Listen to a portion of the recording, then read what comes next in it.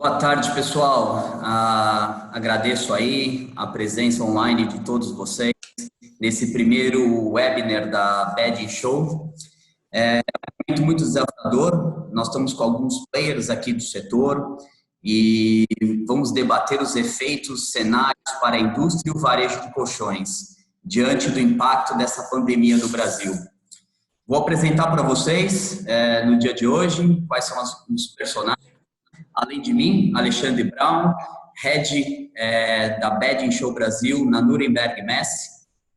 Junto comigo temos como comentarista o Sr. Jacques Strauss, da revista Colchões e Quartos, e os convidados que gentilmente aceitou o nosso convite para colaborar com suas informações e pensamentos sobre esse momento.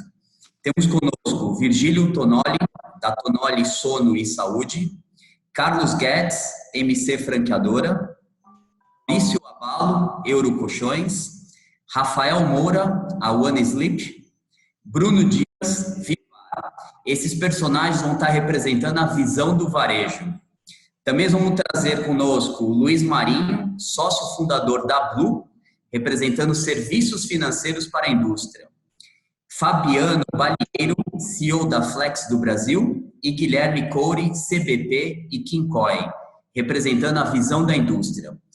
Bom, passo a palavra para o senhor Jacques Strauss, que vai ser o comentarista e apresentador dessa nossa web. Boa tarde, seu Jacques. Boa tarde, para quem não me conhece, meu nome é Jacques Strauss. Nós militamos há mais de 40 anos. Eu peço desculpa que eu estou meio rouco, mas estamos há mais de 40 e poucos anos do ramo de colchões, travesseiros e produtos para o sono. E eu queria só deixar uma mensagem inicial. Nós convidamos 5 varejistas, 2 industriais e um prestador de serviço. Isso foi feito mais ou menos de propósito, combinado com a turma, na qual nós queremos atingir um objetivo muito claro, que é conversar com o consumidor brasileiro numa nova fase do setor no Brasil. Isso é um projeto ambicioso e esse projeto tem uma caminhada. Essa caminhada começou com a revista, começou com essa parceria com a Nuremberg para se fazer a Bad Show e tem muita coisa para acontecer daqui para frente. Então, nós vamos entrar diretamente nas perguntas e a escolha que foi feita foi por ordem de adesão. Então, não tem nem... Ele começa, por exemplo, pela letra V de Virgílio, que vai ser o primeiro a se manifestar, e a nossa pergunta é visando sempre lá na frente aquele sininho. Nós vamos ter três perguntas. Cada pergunta dessa daí, se possível, ela é respondida no tempo máximo de 2 minutos para que a gente possa fechar essa hora. Então, a pergunta: o que acontecerá com o varejo de colchão nos próximos 3 meses? Quais os principais riscos e as principais oportunidades? Virgílio. Muito bem, então, muito boa tarde a todos que nos assistem. Um abraço aí a vocês, os meus colegas de live. É uma pergunta interessante e eu acredito que todos já tenham se feito essa pergunta, né? Como o nosso mercado vai se comportar nesse momento pós-Covid? E eu tenho refletido muito a respeito disso e acho que o que pode ajudar a responder um pouco essa questão é o fato de a gente perceber que a chegada do coronavírus, na verdade, vai acelerar, acaba se tornando um acelerador de muitos processos. Haja visto que, por exemplo, algumas empresas que estavam pensando em demitir, já demitiram. A gente agora começou a se dedicar mais no teletrabalho, começou a perceber que existe maior empenho das instituições de ensino no ensino à distância, estão precisando se reinventar.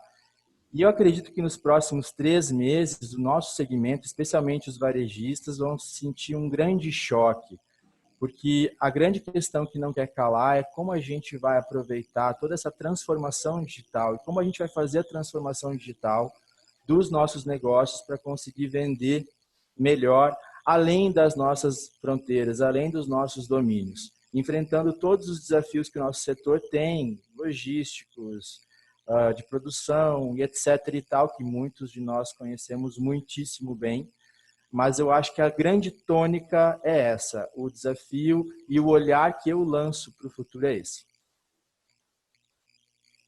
Carlos Guedes. Eu só queria contribuir com o Virgílio, se assim me permite, que esse carnaval de diferença de impostos interestaduais, quando uma mercadoria é presa porque não pagou imposto, quem paga é o consumidor final, quem paga é o lojista. Então, não é só uma questão de transporte. Você tem que saber uma legislação de cada... Eu estou aqui no Rio Grande do Sul, tenho que saber a legislação do Rio de Janeiro, tenho que saber a legislação de Minas Gerais para transportar determinado tipo de produto. Não estou só falando do colchão, não. Tem mercadoria que em um determinado segmento é permitido no estado e outro não é.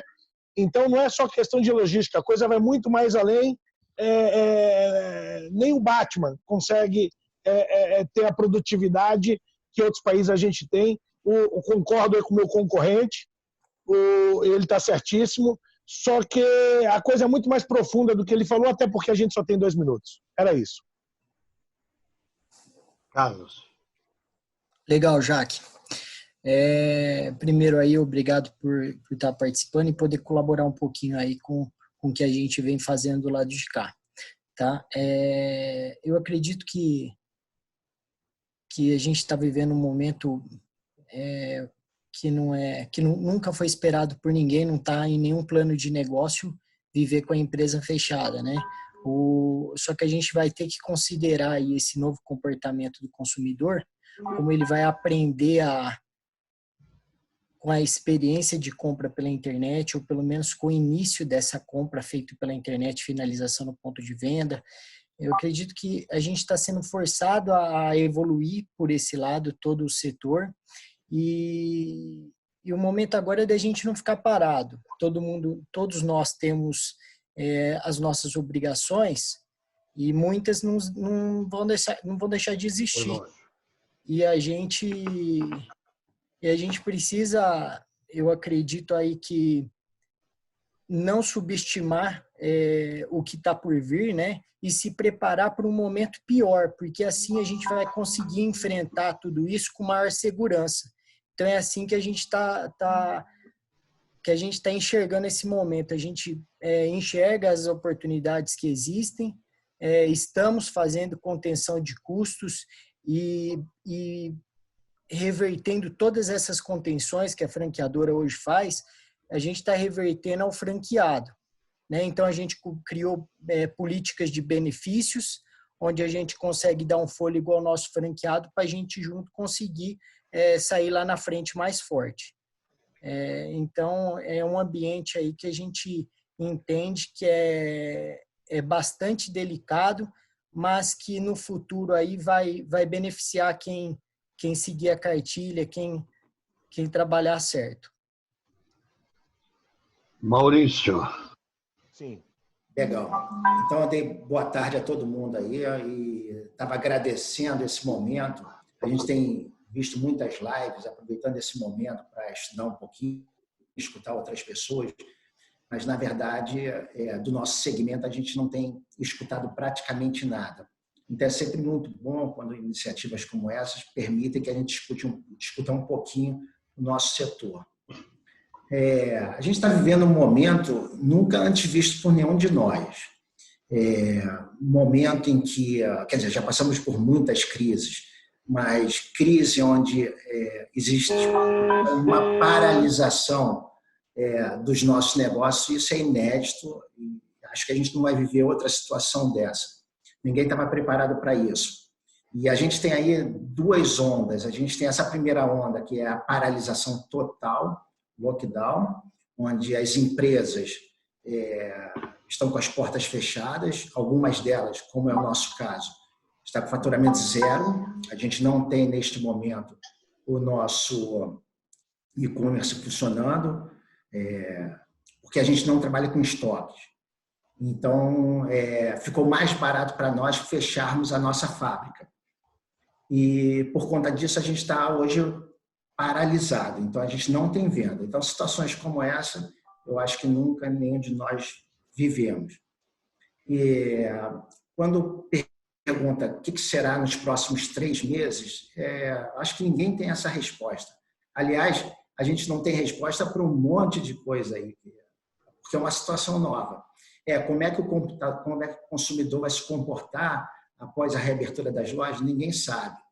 Como é que vão vir as lojas? A gente escuta falar muito em promocional, muito promocional.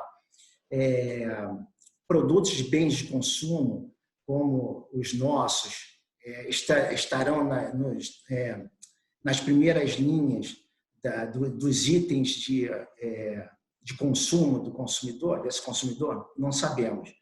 Então, eu acho que muitas dessas perguntas a gente vai conseguindo responder à medida que as coisas forem acontecendo. Nós não temos respostas para isso. O fato é que, quando pergunta também quais são os principais riscos, eu estou tentando ser o mais sucinto possível, porque a gente tem pouco tempo aqui, né? Quais são os principais riscos? A gente tem, nesses 2 momentos, eles são perigosos de forma igual, na minha opinião. Então, a gente tem essa paralisação, onde a gente está com faturamento zero, é terrível, mas através de algumas ações da medida provisória, que veio permitindo a suspensão, a negociação com locadores, shopping centers, a gente conseguiu reduzir os nossos custos. E nós temos a seguir um outro momento em que a gente vai ter o comércio reabrindo, as despesas todas voltando, uma venda mais fraca, um apetite para consumo menor, provavelmente. Começa a sair algumas pesquisas daquilo que vem acontecendo na China após a reabertura. E se fala, outro dia eu estava vendo uma pesquisa muito legal, se fala muito produtos de bens duráveis, cerca de 40% do que seria normalmente. Então, a gente está falando de uma queda de 60% logo na reabertura, com os custos muito mais altos. Eu acho que a gente tem um perigo muito grande de empresas não suportarem o momento a seguir a essa paralisação. Então, a gente vai ter um momento difícil para algumas empresas agora e um momento tão difícil quanto a seguir.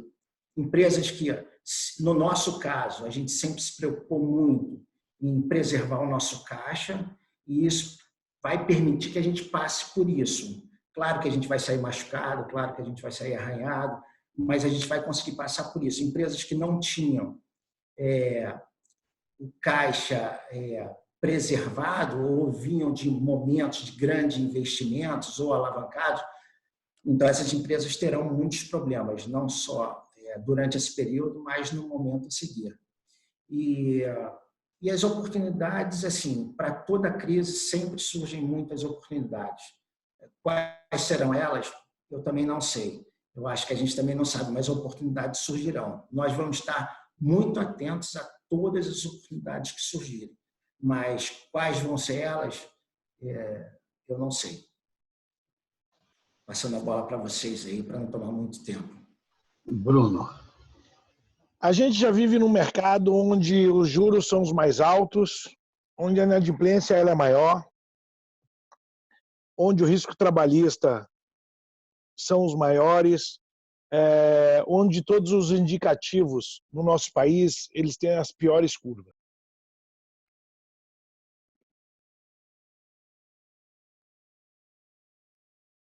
Tá no mudo aí, Bruno. Bruno, você está em mudo. Bruno, seu mudo. Estão me escutando? Agora sim, perdemos os últimos 30 segundos aí. Então, Quer recapitular? Você pode fazer a conta que você quiser, você pode fazer a estimativa que quiser. Quem acreditar que vai chegar perto. A gente não sabe se isso vai chegar somente a 21, se vai adentrar 2022, o quanto isso vai acontecer. É revoltante porque eu quero trabalhar na minha empresa e eu vou dizer o seguinte, eu gosto de falar bastante.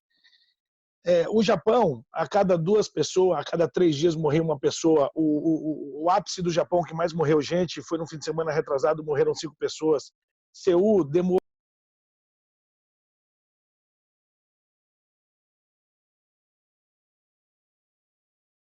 Bruno, cortou seu áudio de novo. Voltou para o mudo, Bruno. Tá no mudo, Bruno? Mandei fazer mais de 1.000 máscaras. Mandei fazer mais de 1.000 álcool gel.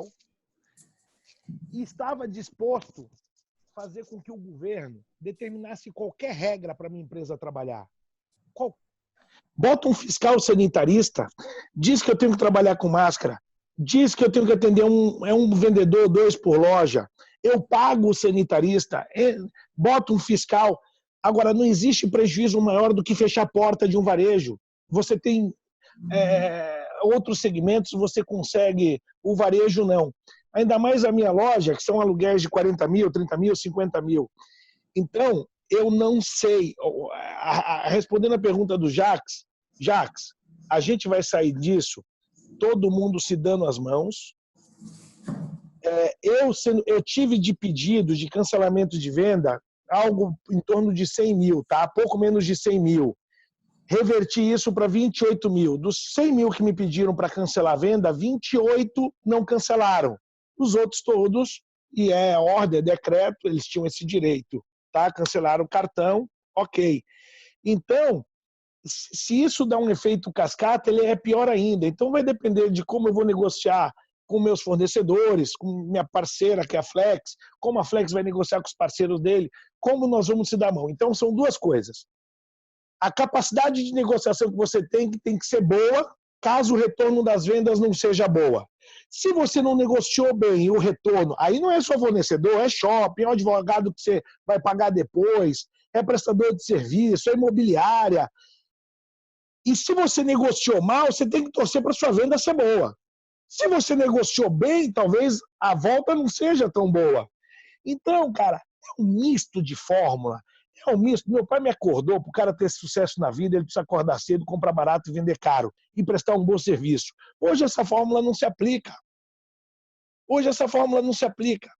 Então eu não sei o que. Eu tô puto, cara. Vocês vão perceber eu falando aqui, eu tô puto. Eu levei 3 atuações, o cara atuava uma loja minha, eu fechava, eu abria outra, aí me denunciavam, ele ia na outra, eu dizia que não estava trabalhando, ele ia no dia seguinte, eu estava lá de novo, ele me autuava, eu ia na outra. Eu tô puto, cara. Tô falando, desculpa aí, eu tô achando que só tem a gente assistindo, e eu sei que tem centenas de pessoas assistindo, peço desculpa. Cara, a gente vai ter que acordar mais cedo, dormir mais tarde, equilibrar pratos e pisar em ovos. E muita energia, e muita conversa, e muito que nós estamos fazendo aqui. Rafael, desculpe que eu pulei você. Era para você falar antes do Bruno, aqui pela relação. É só um adendo, tá? O governo, só para concluir, o governo determinasse o que a gente... Eu me julgo capaz, cara, de não contaminar e de não ser contaminado. Diz o que a gente precisa fazer e nós vamos fazer. Determina que tem um fiscal sanitarista e eu pago o fiscal sanitarista para ficar dentro da minha loja, subsidiado por mim, pago por mim. Então, o governo, cara, o que eles fizeram? Fecharam o comércio com decreto. Mas eles não vão reabrir o comércio com decreto. Eles não sabem como fazer isso voltar. Eles sabem fechar, mas eles não sabem. Você não entra numa floresta para andar dentro de uma floresta para frente que você não saiba voltar o caminho. Então, nós vamos precisar muito um dos outros agora. Desculpa o desabafo. Vamos lá, Rafael. Joia, vamos lá. Então, aqui na One Sleep, a gente está adotando uma frase no nosso dia a dia, que é o seguinte: esperar o melhor e se preparar para o pior. Então, a gente revisita essa frase todos os dias. Todo o nosso esforço nesse momento tem sido em apoiar os nossos franqueados e apoiar das mais diversas formas. Então, a gente adotou aqui uma estratégia que é fortalecer a defesa e fortalecer o ataque e não ter meio de campo. Então, quando a gente fala de defesa, a gente está falando de sentar no caixa, de custo, de renegociar, de chamar os parceiros.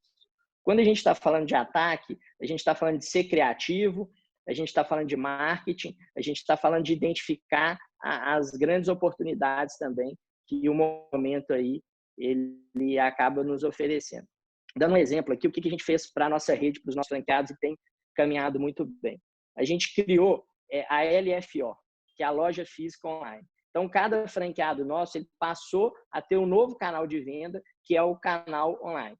E a nossa meta com isso era equalizar o fluxo de caixa do nosso franqueado nesse momento, de modo que ele passe por esse período que aportar, utilizando já do caixa equalizado dele. E a gente tem conseguido com sucesso isso. Então, a gente está buscando reduzir custo e, ao mesmo tempo, ser criativo, buscar novas formas, né? A gente percebe também que o consumidor, nesse período, mudou.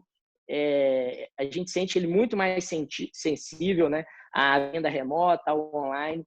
Hoje é muito mais fácil você converter uma venda online do que antes. Então, está aí uma oportunidade onde você consegue atingir o Brasil inteiro com pessoas que estão mais dispostas. A gente enxerga esse cara usando mais a cama dele, usando mais o colchão nesse momento.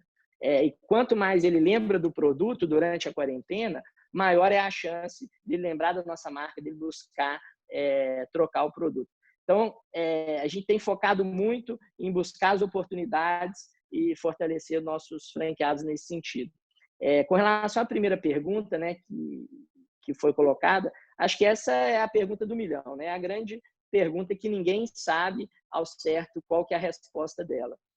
A gente entende que a gente já está indo para uma segunda fase, né? A gente teve a primeira fase ali, fechamento de loja, como operar durante esse período, né, com uma receita mais baixa e com loja fechada, mas hoje a nossa preocupação realmente está no retorno, né? Que acho que o Maurício colocou isso aí também, onde os aluguéis vão voltar aos patamares anteriores e a gente não sabe como vai ser essa venda. Se vai ter uma demanda reprimida, e aí talvez, como o ministro Paulo Guedes falou ontem ou anteontem, se não me engano, que a retomada seria em V, né? Ou se, de fato, as pessoas vão postergar o consumo de produtos como o nosso, né? No caso do colchão, que não é um produto de necessidade imediata. Então, essa hoje é a grande dúvida nossa, para qual caminho vai seguir aí a retomada, mas a gente segue esperando o melhor e se preparando para o pior e sempre apoiando muito aqui os nossos franqueados. Essa é a postura que a One Sleep a gente tem adotado aqui. Ótimo. Só para dar uma recapitulada, porque tem muita gente nova entrando no meio da transmissão, então eu vou renomear os participantes. O Luiz Marinho é da Blum, o Bruno da Vivar de Porto Alegre, o Carlos é da MC Franqueadora, Virgílio Tonoli, que é da Tonoli Sono e Saúde, o Rafael Ayuana Sleep, Maurício da Eurocolchões, Fabiano da Flex do Brasil, Guilherme da CBP do Brasil. Acho que não esqueci ninguém, né? Bom, nós vamos agora para o Fabiano da Flex.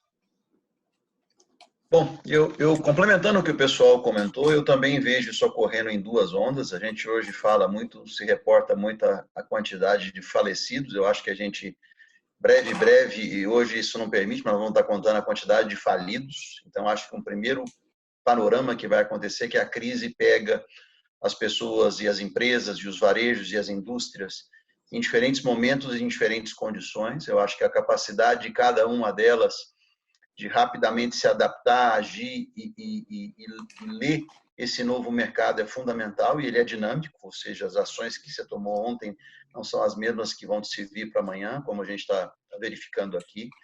E entendendo que esse mapa vai mudar, ou seja, o varejo que, de fato, despertar para esse novo papel, talvez, das lojas físicas, a transformação digital enquanto um agente transformador de várias categorias. É difícil hoje dizer isso para o segmento de colchão, o papel que isso vai desempenhar, mas a realidade é que eu não vejo isso mais dissociado, ou seja, essa possibilidade de se trabalhar o canal online e offline separado. Ele vai ser talvez mais ou menos representativo para um ou para outro, assim como uma crise talvez que nos assola hoje, quem estava mais desenvolvido talvez num determinado canal do que em outro, esteja passando por esse momento mais fácil ou menos fácil. Então, eu acho que esse é um aspecto muito importante, que é essa sobrevivência de curto prazo, dessa onda que o Maurício e o próprio Rafael comentaram, é crítico, e eu acho que passada ela, você vai ter um cenário novo, seja do lado de indústria, seja do lado de varejo, em relação a quem sobreviveu a essa primeira onda, né? E a segunda onda vem disso, ou seja, de como é que o público vai se comportar nesse segundo momento em relação a consumo, tendo em vista que o poder aquisitivo tende a baixar nesse período. Nós não somos uma categoria de primeira necessidade, e aí eu levanto uma oportunidade para a gente enquanto setor, e o Rafael bem colocou isso, que talvez tenha sido uma iniciativa mais dele enquanto cadeia, mas eu entendo isso talvez como uma oportunidade para o setor, é da gente se mobilizar em alavancar a questão do setor colchoeiro e a troca de colchão como algo mais relevante nesse momento em que a gente está mais intimista, nesse momento de quarentena, que dormir num bom colchão, ter uma boa qualidade de sono, até pelos desafios que a gente vai enfrentar, é um bom mote para uma campanha, eu diria até institucional, que nós, como grupo, poderíamos fazer. Eventualmente, um ou outro está fazendo esforço nesse sentido, mas se ela fosse mais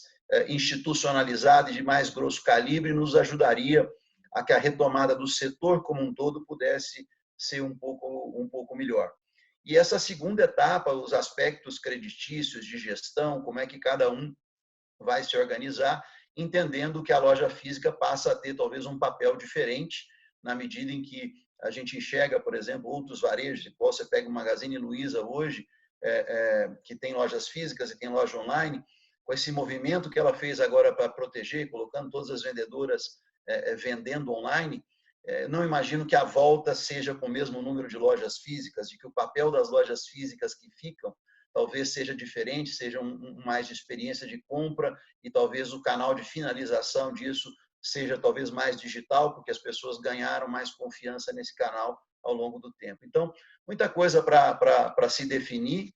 Eu entendo que essa capacidade de sobreviver no primeiro setor, eu acho que é fundamental, e a atitude como cada um se adapta e reinventa o seu modelo de vendas de uma forma rápida são chaves para o sucesso, tanto do varejo quanto da indústria nesse momento de crise. Cometi um pequeno engano aqui. Eu deveria estar fazendo a segunda pergunta para o Fabiano e ela serve para o Guilherme. O que está acontecendo com os fabricantes de colchões? Qual é a perspectiva para a atividade da indústria? O que vocês temem? Então, o Guilherme vai ser responsável agora por entrar nessa pergunta número 2. Boa tarde a todos. Em primeiro lugar, obrigado pelo convite de estar aqui com vocês. E, Fabiano, acho que justamente por ser da indústria, eu não vou ser repetitivo, mas faço das suas palavras as minhas também, é justamente isso. Só um sinal, o áudio está ok? Sim? Ok. Eu vejo uma necessidade muito grande de adaptação a tudo que está acontecendo. Ao mesmo tempo, nós temos que também enxergar a realidade brasileira, que em questão de vendas pela internet, nós não temos um índice, por exemplo, dos Estados Unidos, o que facilita, no momento de flexibilização comercial, né? Ou seja, a maneira que você vende os seus artigos, a você migrar de uma plataforma para outra, ou seja, de uma loja física para uma venda digital. Ao mesmo tempo, nós sabemos que o mercado de colchões faz as lojas em si, independente do modelo de venda, se é que finaliza-se pelo modo digital ou não, Isso vai depender de uma curva de maturidade, né, de compras pela internet. É um produto de longo ciclo, né? É um produto que parte de toda a geração do país tem a cultura de experimentar para comprar, né? Então, a gente tem ainda que cumprir algum ciclo numa cultura antiga e começar um ciclo numa cultura nova de compras. Os mais jovens vão comprar um colchão com mais desprendimento do que, por exemplo, os mais velhos. Então, a gente não pode desconsiderar essa curva. Saindo um pouco do aspecto comercial, que eu acho que ele é importante, o Jacques perguntou sobre o medo. Realmente, o maior medo, eu acredito que para o lojista e para o industrial, hoje seja o desincronismo do governo e as guerras políticas, porque o lockdown do país não foi bem programado. Ele aconteceu em pontos diferentes e em tempos diferentes. Só que, quando nós olhamos a indústria nacional e o varejo nacional, essas regiões são todas comunicadas. Então, houveram muitas rupturas de fornecimento, né? Esse é um ponto. Partindo um pouco para o ponto financeiro, que é um outro receio que eu tenho, e um conselho que eu gostaria de deixar para todo o mercado, é que a gente tem que olhar com muita paz, muito carinho para nossas questões financeiras e nos cuidarmos como cadeia. Porque nesse momento, lá do lojista ao industrial, às empresas de transporte e até os fornecedores de matéria-prima, né, nós temos que achar a melhor forma de compor entre todos nós, porque em qualquer elo da cadeia que houver ruptura, o machucado aumenta mais para todos. Então, uma grande preocupação que eu tenho é que todos nós do mercado de colchões, né, e obviamente aqui pela CDP eu também tenho a mesma visão para o mercado de espumas industriais, onde nós também atuamos, para nós termos uma boa saída negociada para o problema. Ou seja, cada um olhar para a sua necessidade de caixa, compor, nós entendemos que é um momento de muita renúncia, é um momento de assumirmos perdas, porque todo mundo vai perder, essa é a única certeza que nós temos, já estamos perdendo, né? E sabendo que se cuidarmos individualmente do nosso caixa, usarmos todos os recursos, apesar da bagunça que o governo, do vai e volta que o governo faz conosco, mas no ato de sincronizarmos o melhor possível nossas gestões de caixa, nós vamos conseguir segurar o setor em pé. Mesmo porque o tempo de lockdown ele tem um limite. Tem um limite até pela saúde mental, né, das pessoas na sociedade. Então, acredito que em breve nós tenhamos notícias aí de restartar a operação. Já o prazo, retomada de economia não acontece do dia para a noite. Então, acho que a gente tem que ter bastante juízo também de enxergar uma curva crescente de volta aos níveis anteriores até janeiro ou recomeço do ano.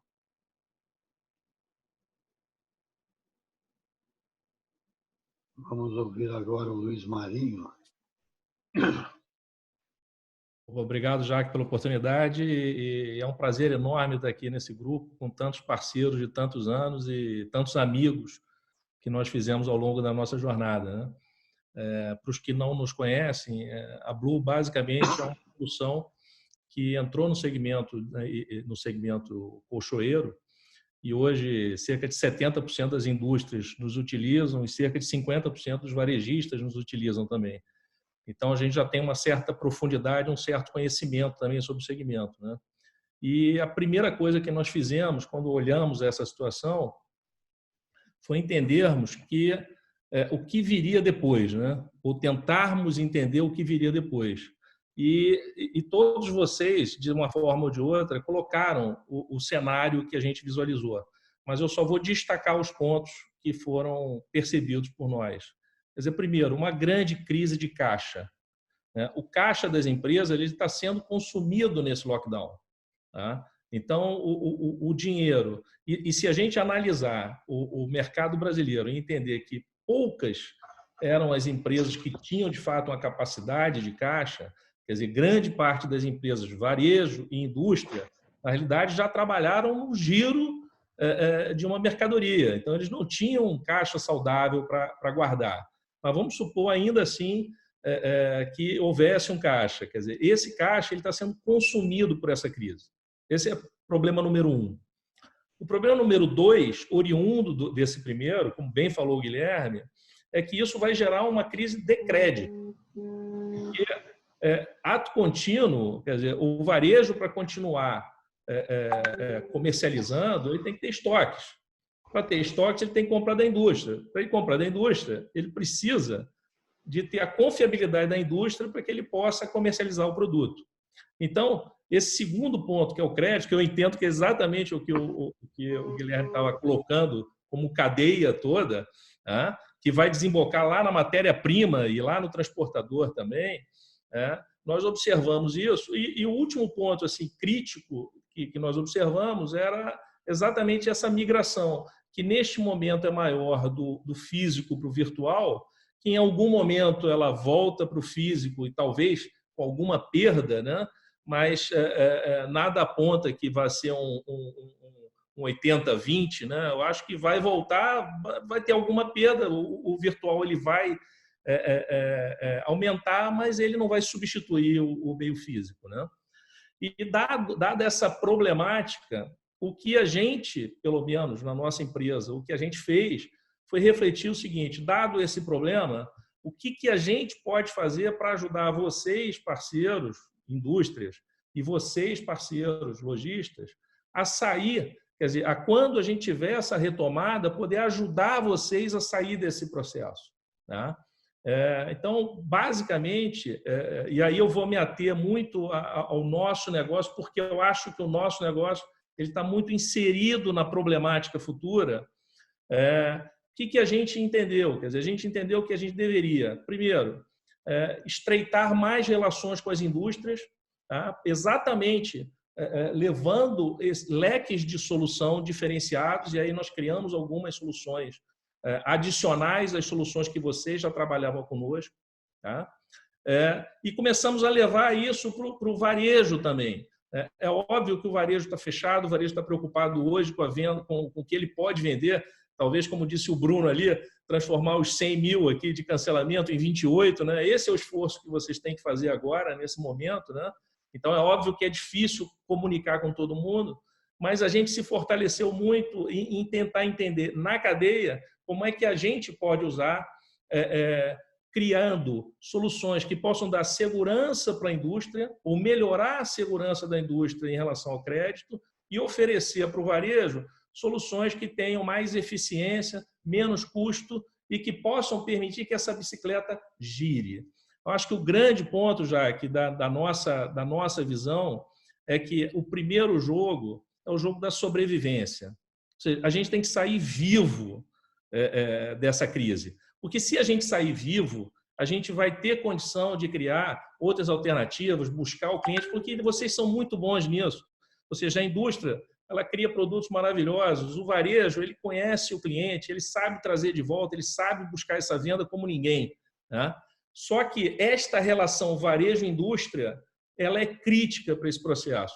E a nossa missão e a nossa visão é que as soluções que a gente está desenvolvendo junto com vocês, quer dizer, nada do que nós fazemos ele é um produto de prateleira que a gente faz e joga no mercado. A gente está construindo com vocês, com as indústrias, com o varejo, essas soluções, principalmente focado na questão de permitir que o varejo consiga gerenciar algum crédito junto à indústria para que ele possa girar esta máquina. Eu acho que o nome do jogo para a sobrevivência é conseguir girar. É estar vivo até lá e ali ter uma solução, de fato, que ela possa se conectar com a indústria, e a gente se coloca nessa posição fortemente para ajudar vocês a conseguir chegar do outro lado. O Alexandre quer fazer uma pergunta. Isso, Luiz, obrigado aí pela explanação. Estou acompanhando aqui a pergunta dos nossos internautas, vamos chamar assim, e tem uma pergunta aqui do Dourado. Na sua opinião, quem sofrerá mais com a inadimplência, o varejo ou a indústria? Para eu começar a responder, posso tranquilamente. Eu acho que essa dor ela é compartilhada. Não existe uma dor do varejo. Só recapitulando, o varejo resolveu essa dor através dos mecanismos de cartão de crédito. Né? O varejo ele resolveu a inadimplência dele com o cliente final através do cartão. Né? Ele tem um método seguro de capturar esse recebível. Né? Ele tem segurança na venda.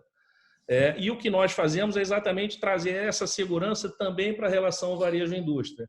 Então, eu acho que, primeiro ponto, nessa situação, quando a gente olha varejo e indústria, não tem ganhador e perdedor.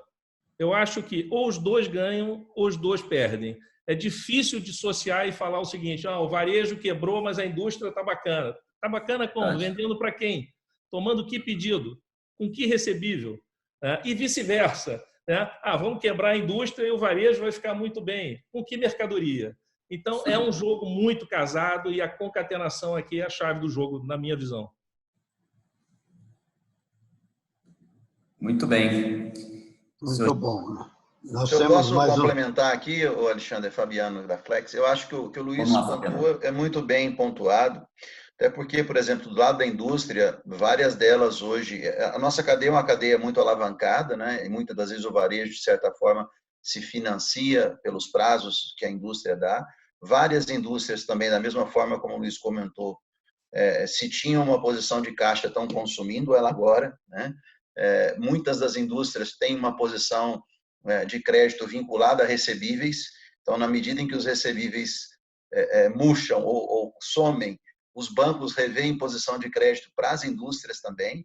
E hoje não tem um programa do governo na faixa de faturamento nossa que nos auxilie com uma linha de capital de giro e que não seja lastreada por recebíveis. Então, as indústrias se vêem numa situação bastante complicada nesse sentido. E nós vamos ter um hiato que é no processo de retomada, você lidando com o varejo que vai necessitar de crédito, um crédito que a indústria fica bastante difícil julgar, porque ele já vai estar eventualmente inadimplente, com obrigações anteriores que nesse momento não foram pagas, e vai precisar de uma te devo, mas ainda preciso comprar de você numa situação que a indústria não tem condição de julgar, porque sabe que o cara, em maior ou menor grau, não sabe como ele passou pela crise. Se ele gastou 100% do caixa dele, se ele gastou o caixa e mais alguma coisa, e a probabilidade de estar apostando no cavalo certo ou não naquele momento em que ela dá um voto de credibilidade para o cliente. Então, é uma equação extremamente complicada e sensível, porque muitas das vezes um erro nesse julgamento ou nessa aposta pode ter implicações sérias para os dois lados. Né? O varejo que não tem a parceria da indústria e pode não conseguir andar, ou a indústria que apoiou o cara errado e pode entrar num problema mais sério. Deixa eu só fazer uma parte aqui também. Quando fala em inadimplência, assim, a gente tem o nosso querido Paulo Guedes defendendo o tempo todo que a cadeia ela não pode ser interrompida, ela não pode ter quebra na cadeia, mas eu acho que isso isso já aconteceu, vai haver quebra na cadeia. Então, não é possível achar que o varejo não tendo venda, estando com seu caixa zerado, quer dizer, para muitos o caixa zerado, ou alguns, inclusive, vinham tentando sair da crise que a gente teve durante muito tempo, ainda alavancado, com dívidas. Então, não é possível achar que, nesse momento, não vai haver uma quebra do ciclo. Então, o varejo vai, sim, em algum momento, atrasar alguns pagamentos, outros mesmo vão fechar as suas portas e vão ficar com dívidas, não vão pagar. A mesma coisa vai acontecer com os fabricantes junto aos seus fornecedores de matéria-prima. Então, assim, eu acho que todo mundo vai sofrer com isso. achar essa equação não vai ser fácil. Nós temos aqui, nosso negócio é dividido em 3 partes. Nós temos as franquias, temos as lojas próprias e temos a indústria. A nossa indústria só fabrica para nós mesmos. Então, nós temos isso mais ou menos controlado. Então, a gente não tem inadimplência porque somos nós mesmos, né? E, enfim, os nossos fornecedores de matéria-prima hoje, a gente sempre se preocupou em estar... a gente compra tudo à vista, então todo o nosso estoque está pago. A gente conseguiu, logo no início da crise, interromper tudo aquilo que estava programado para ser entregue. A gente paralisou. Obviamente, isso também já trouxe um problema para os fornecedores que estavam contando com isso. O fato é que essa crise vai atingir todo mundo. Não tem ninguém que não vai ser afetado nesse momento. Agora, como é que a gente vai sair dela? Como é que os fabricantes vão, conforme o Fabiano falou, já estão devendo, vão precisar de mais crédito? Isso vai ser algo que vai acontecer. E os fabricantes, embora não seja o nosso caso, eles vão ter que dar mais crédito, sim, porque senão eles paralisam tudo. Então, toda essa equação vai ser muito difícil e a gente ainda vai sofrer um bocado com isso. Obviamente, vai ter que se ver muito bem aqueles lojistas que têm condições de passar pela crise, sair da crise, para esses deve ser dado mais crédito. Para aqueles que não vão passar pela crise, e aí os fabricantes vão ter que dizer não a eles, não vai ser possível fornecer ou dar mais crédito àquele que não vai pagar. E no caso dos nossos fornecedores, quando fábrica, nós temos que tomar muito cuidado também, porque nós temos fornecedores muito parceiros estratégicos que a gente deve tomar cuidado para que eles não quebrem. Muitas vezes eles são pequenos. E se a gente não tomar cuidado, interromper o ciclo dele de recebimento, a gente vai quebrar esse nosso fornecedor que é pequeno. Então, tem que tomar muito cuidado com isso também. Então, toda essa equação ela não vai ser fácil, mas todos nós vamos passar por um problema grande aí nesse sentido. Maurício, nós temos mais 13 minutos e vamos fazer, então, uma rodada, começando de novo. Eu posso aproveitar minha rodada, Jacques, só porque o Maurício levantou uma bola importante e eu quero fazer uma pergunta tanto para o Fabiano quanto para o Guilherme. Tá? Ele falou que muita gente vai quebrar. Aqueles que não vão quebrar, eles vão ter uma conta que não foi paga desse período de quarentena, do lockdown, que vai ter que ser ajustado com as outras que eles vão ter que fazer com o faturamento que não houve. E aí o Fabiano falou, vai ter que analisar caso a caso, o histórico de cada um, tá certinho. A pergunta que eu quero fazer, tanto para o Fabiano quanto para o Guilherme, é o seguinte, algumas empresas, como o Maurício falou, vão quebrar. Ok. Os que não quebrarem, vão pagar a conta do que quebraram ou não? Fica aí o Fabiano e o Guilherme à vontade para responder. Ninguém quer te responder isso. Não, eu posso. Maurício, obrigado aí. Eu acho que você levantou uma questão importante, antes de eu até entrar na resposta do Bruno, que é a preocupação de não quebrar os fornecedores pequenos. Mas, assim, o fornecedor grande, lembra assim, quanto maior é o tombo. Então, assim, então esse é o primeiro ponto de humildade que nós temos que ter nesse momento. Não sei Sem dúvida. Se o Balheiro concorda comigo nesse quesito ou não, né, para ajudar a resposta.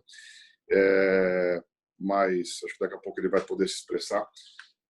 E isso que você está perguntando, Bruno, não vejo como possibilidade, porque, na verdade, o mercado, a própria competição residual pós-crise, ela regula isso. Então, daí que a competição é saudável. Então, não tem como a gente tirar a conta da perda e passar para quem passou pela crise. O mercado ele vai se estabelecer com um novo nível de margem. Eu acho que aos poucos recupera a margem, né? Não vejo isso em curto prazo, mas assim não vejo possibilidade de das empresas que ficarem pós-crise, sobreviverem, descontarem nos lojistas. Isso, acho que vocês são muito bons para cotar, para competir, então acho que isso é uma tranquilidade. E eu queria até reforçar isso como uma questão moral. Da mesma forma que nós, não, como fabricantes, não podemos ter uma iniciativa dessa, de tirar o atraso depois, em cima de quem ficou, porque senão você finge que está se unindo com a cadeia agora e depois não fica unido. Acho que isso não vale. O segundo ponto é que vale para o outro lado também. Os lojistas que conseguirão sobreviver com seus negócios não tentem tirar R$1 de vantagem agora para passar pela crise, porque os fabricantes precisam sim rodar seus caixas. Perfeito. Todo mundo precisa olhar seu caixa. De novo, vou repetir, a sinergia da cadeia, a cadeia andar de mãos dadas nesse momento é a chave. A lição de casa de corte abrupto e brutal em custos, ela é necessária nesse momento. É uma lição muito árdua, muito doída, mas é lição de casa desde o lojista até o fornecedor da outra ponta da cadeia, que dirá nós fabricantes com tanta manufatura. Temos 9 minutos só, hein? Tá. Então, fica essa resposta. Eu vou deixar a segunda metade para o meu colega, assim fica mais rico. Obrigado, Guilherme. Bom, eu acho que eu concordo com o que você comentou. O que eu vejo, sim, é que os eventuais efeitos de inadimplência de quem quebra, se por um lado não pesam ou não é uma coisa que você repassa a quem fica nesse sentido, eles sim comem e compõem um todo na posição que a empresa vai tomar e no cuidado que ela vai ter na concessão de crédito na medida em que ela está ferida ou doída no seu caixa em função disso. Então, o grande desafio que a gente vai ter nesse processo todo, e eu acho que cada indústria vai jogar isso, dentro do perfil da carteira de clientes que cada indústria tem hoje, quais das que estão mais bem posicionadas ou mais mal posicionadas em relação aos parceiros que tem. E essa foto que vai sair depois desse primeiro período, dessa primeira onda, pode gerar um jogo completamente diferente. Não só sobre a ótica de indústrias, que eventualmente uma ou outra não consegue trabalhar, isso abre uma oportunidade, da mesma forma como no varejo, né? Você pode ter um consumidor individualmente com menos poder de compra, porém, um espaço que se abriu de um concorrente que não aguentou a crise. Então, esse composto novo da obra é que vai dar um novo desenho, e a gente precisa estar preparado para corresponder a esse momento, saber dar o apoio para que essa recuperação seja a mais rápida possível. Do lado da indústria, a gente também tem um desafio importante, que é o desafio, por exemplo, que a gente vive com os fornecedores hoje, sobre o aspecto de câmbio. Você tem uma boa parte da nossa cadeia hoje afetada, se não diretamente pelo dólar, mas impactada pelo nível de dólar. Então, hoje, se eu fosse ser transparente com todo mundo, nós estamos num momento onde a cadeia de fornecedores precisa, pelo tipo de câmbio, nos passar preço. Por consequência, eu precisaria passar preços para a ponta no momento de um mercado recessivo. Então, mais um contexto complicado para a gente trabalhar. Preciso pressionar um pouco. Tranquilo.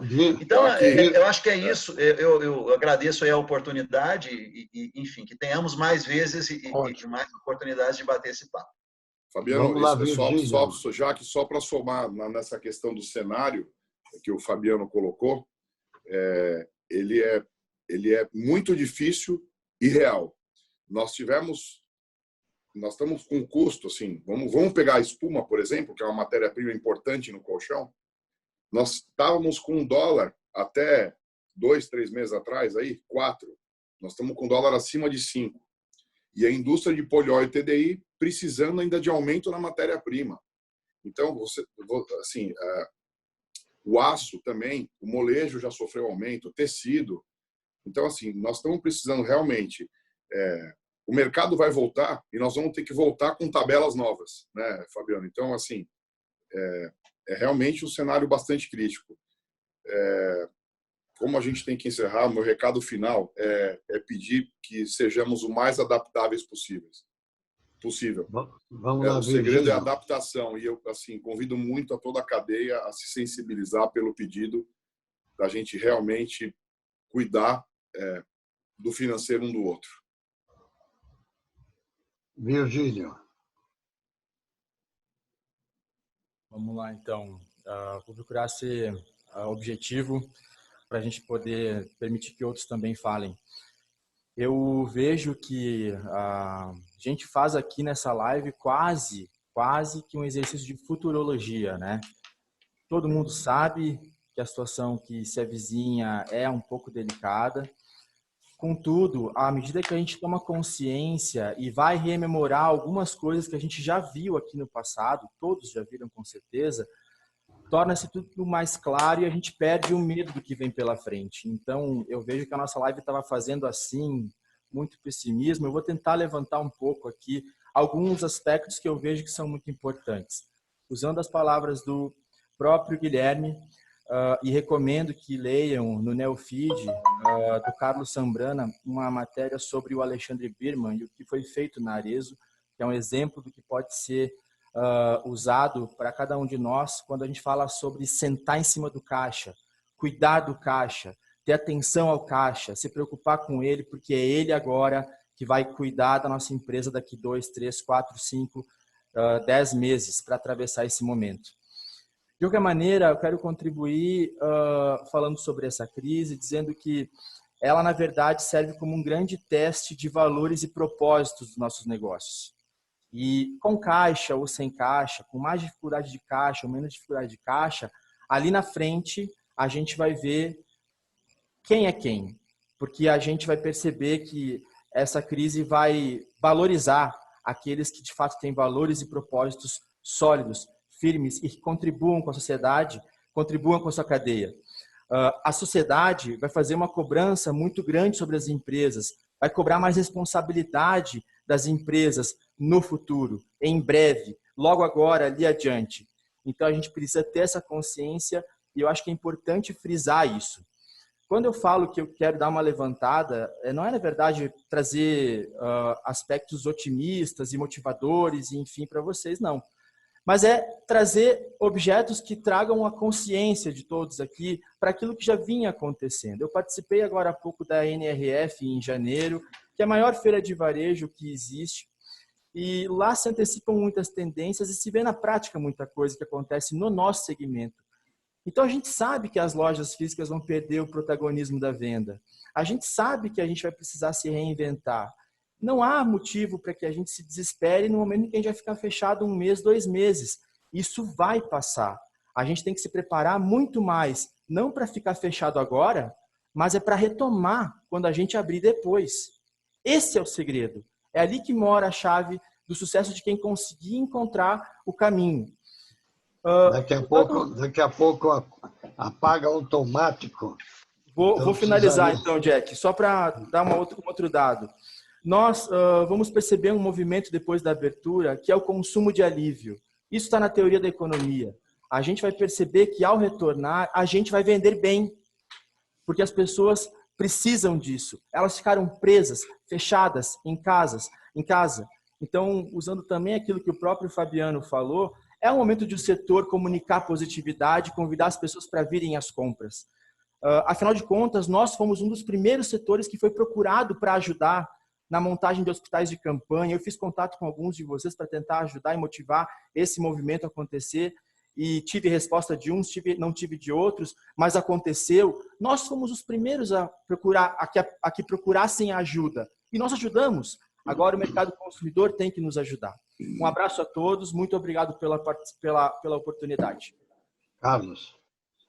Jaque, eu gostaria de deixar como mensagem final aí que esse é um momento onde todas as empresas aí, todo mundo que está assistindo a live, eu acredito que o maior segredo para a gente poder retomar aí e conseguir passar por esse período, de fato, vai ser o tempo de resposta que cada empresa vai ter para o momento que a gente está passando. Levar a sério a situação, ser transparente junto com o fornecedor, igual o Guilherme falou e o Fabiano também disse. Muito do que o Maurício disse aí a respeito de como eles enfrentam, como eles lidam na administração da empresa. Eu me identifiquei muito, a MC Franqueadora também, ela é bastante conservadora com relação ao caixa e a forma de estar negociando junto a fornecedores e a preocupação de ser sempre muito transparente junto a todos os stakeholders que se relacionam conosco, certo? E nesse momento, mais que nunca, a gente está focado aí em dar suporte ao nosso franqueado. Essa situação que a gente já trazia de esse lado conservador nos proporcionou, por exemplo, uma das práticas que a gente criou dentro do grupo, a gente suspendeu o aluguel nos meses aí de abril e maio do franqueado, o que trouxe muito fôlego para ele. O próprio Luiz Marinho aí sabe a forma como a gente lida com relação à parte financeira e a seriedade que a gente leva essa parte aí. E, de fato, é o que vai diferenciar, como o Virgílio disse, que vai separar o pessoal nesse momento delicado, né? Então, é um momento da gente se unir, mais do que nunca se preocupar com todos que estão ao nosso redor, né? E dar as mãos, igual o Bruno falou, para a gente conseguir passar esse momento aí e sair lá na frente mais forte, porque muitas ferramentas que antes a gente não usava, hoje a gente usa, né? Então a gente vai voltar mais forte, sim. Lá na frente a gente vai saber, inclusive, que a gente era feliz e não sabia, né, Bruno? Desculpe, não vai... isso aí, desculpa estender. Tá? Nós vamos ficar devendo aqui Rafael, devendo mais Bruno. Eu tenho que passar para o Alexandre, porque isso vai desligar automaticamente. Legal, gente. Passamos já 2 minutos aí da nossa live. Queria agradecer a todos os debatedores. Infelizmente, gostaria de ter mais tempo aqui, porque muitas perguntas muito bacanas aqui que a nossa audiência, uma audiência excelente que nós tivemos nessa 1 hora de live. Temos perguntas aí para todos os debatedores. Alexandre, que a gente vai tentar Exato. Daqui eu queria encaminhar para vocês essas perguntas, tentar não deixá-las em aberto. Aproveito também, vocês receberam um link com a nossa pesquisa. Nessa pesquisa, vocês aí podem sugerir temas, debatedores, e também a gente ajudaria muito com feedback para a gente programar as próximas lives, porque realmente a gente viu que tema e essa vontade de quero mais ficou no ar, né? Então, agradeço a todos, muito obrigado pela participação e em breve a gente anuncia a nossa próxima live, tá bom? Boa noite a todos, então. Combinado, boa noite. Boa noite. Um abraço. Boa noite.